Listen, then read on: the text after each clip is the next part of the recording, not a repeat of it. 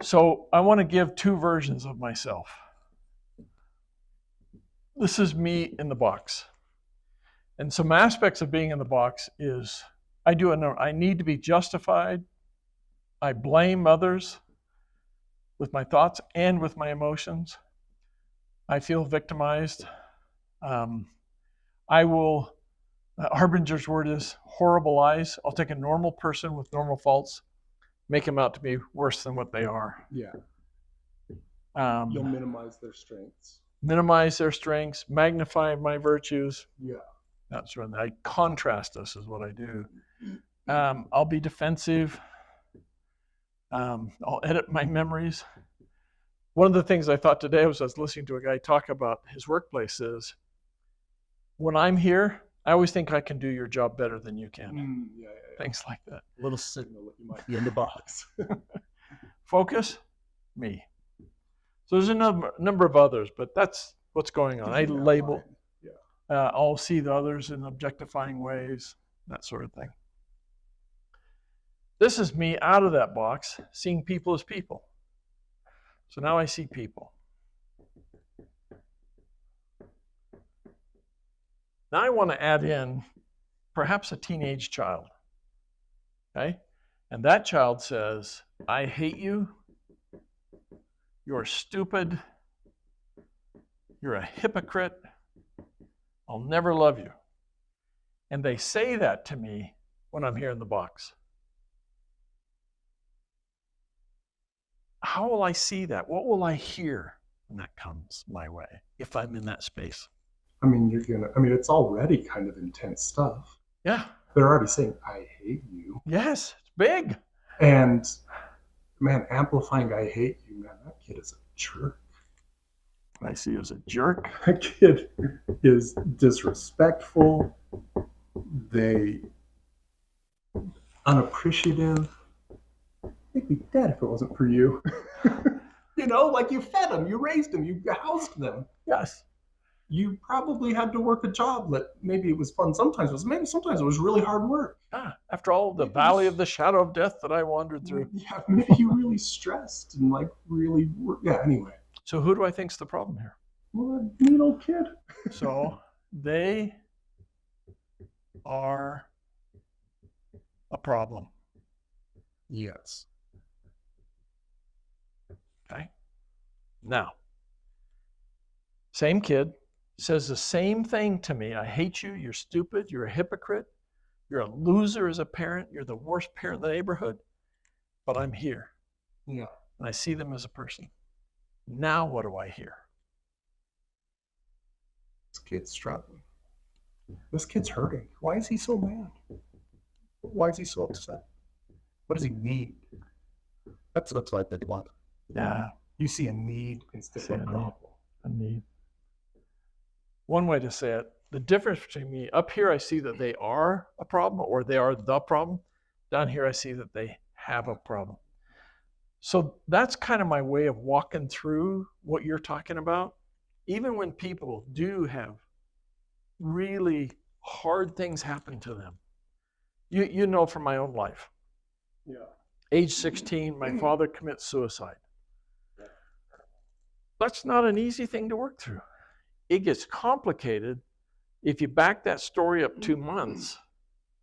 I came home from cutting alfalfa, came in the house, dusted myself off. I could hear my parents arguing, which I'd never heard before. And as I went in the family room, I saw my dad cuff my mom and knock her onto the couch. I went in his bedroom, their bedroom, got a pistol, 45 caliber pistol, came out, loaded, and chased him out of the house. Yeah. He left, came back a few days later. Nothing was said. This was a long time ago. He disappeared for days. Disappeared for days. Came back. We didn't say anything. We just went on with life. And then 2 months later, he takes his life with the same pistol. I couldn't get my finger off the trigger. What do you mean by that? You couldn't get your finger off the trigger? I felt complicit. Yeah. That I was co-responsible. And I hated him for it. Yeah.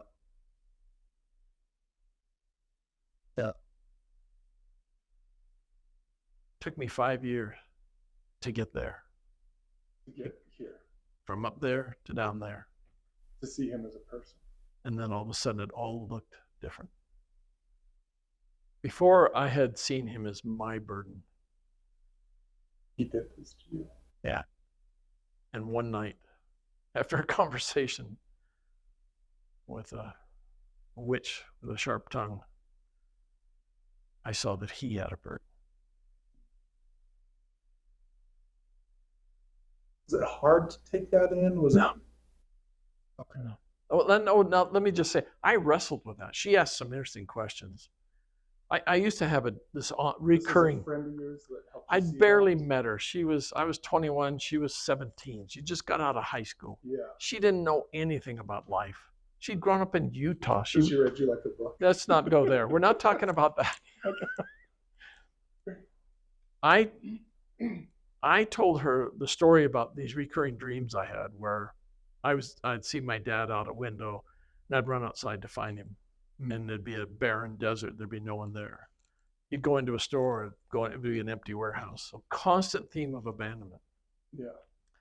I'm telling that to her, and the fact that my father suicided 5 years before, to solicit sympathy. She chuckled. That didn't feel like sympathy.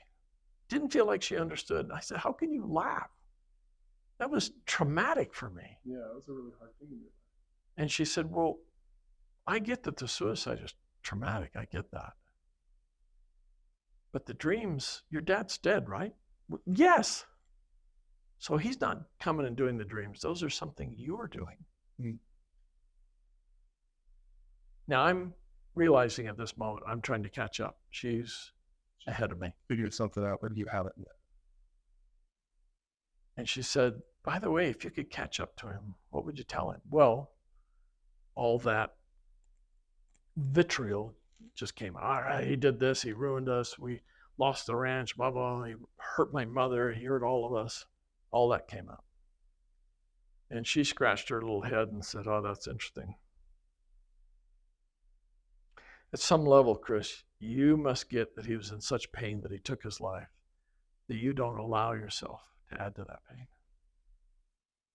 I remember two thoughts simultaneously in my head. One was, no, I want to add to that pain. And the other one was, wait, my dad had burdens? Which is, it's such an odd thought for anyone that obviously a person that killed themselves. Is in pain. Which, I mean, How come I couldn't see that? And it kind of goes back to what we were saying before. Like, I was 20 and someone explained this to me, and I'm like, well, like, I don't do that, and I couldn't understand it. It took me a little while to like spend some time with these thoughts before I could incorporate them and use them. But the need for justification was so loud in your life that you never even considered that a man who killed himself was suffering. Was in pain. Like the need, yeah, for you not to be at fault. Which, can I just say, like, I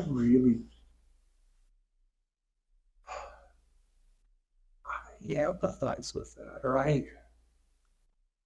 it makes sense to me. A kid that thinks that it was his fault his dad killed himself. I really wanted to not have that be true. The level of hurt that must have existed. What kind of a kid does that? Yeah. And that creates this, it can't be my fault. And I need it not to be my fault, which means he needs to be the monster. Yeah. He. No, I could have gone the other direction. That could have been, this is my fault, and then just gone out and failed at everything, proving how ineffectual and helpless I am. Yeah, it's an interesting point. Yeah. There's not one response to that it's wrong-headed or wrong-hearted. What was interesting is when she said that, I was dumbfounded. I mean, I was dumbfounded. I had never had anyone talk to me like this.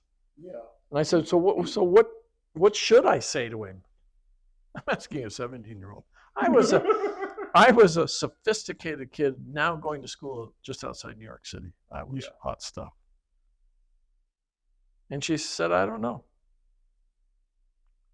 Now, today, I look back at that and I see the authenticity in this girl all the way through. But she said, well, maybe one thing you could do is apologize to him for hating and resenting him. And I blew up. I screamed at her at this point. If anyone ought to apologize, it's him. He's ruined my life.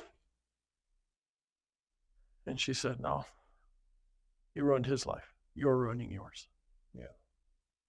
And I couldn't get away from her fast enough.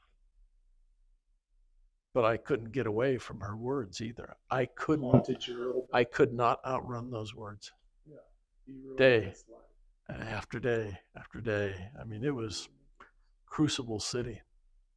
And after about 3-4 weeks, I talked to my mom, had some interesting conversation with her, with my brother, covertly. And I remember going to bed one night saying, yeah, if I ever had the chance to meet my father, I would apologize. Went to sleep. I hadn't had the dream now for 3-4 weeks. I go to bed, I go to sleep, I have the dream. I see my dad cross the street, go in a hardware store, which to me is heaven.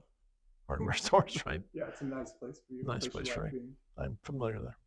Very different than a sewing machine store. Okay.